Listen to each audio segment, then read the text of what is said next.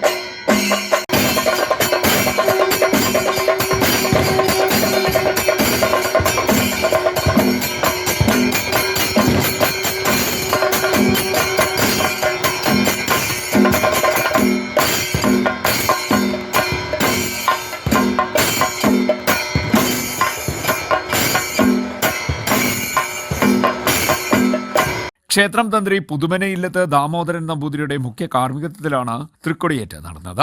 തുടർന്ന് തോറ്റംപാട്ട് ഉണ്ടായി. ചടങ്ങുകൾക്ക് ക്ഷേത്ര മേൽശാന്തി എൻ നാരായണൻ നമ്പൂതിരി കാർമ്മികത്വം വഹിച്ചു. ക്ഷേത്ര ഭരണസമിതി ഭാരവാഹികൾ നേതൃത്വം നൽകി. നിരവധി ഭക്തജനങ്ങൾ പങ്കെടുത്തു. C D net news, Kayamkulam.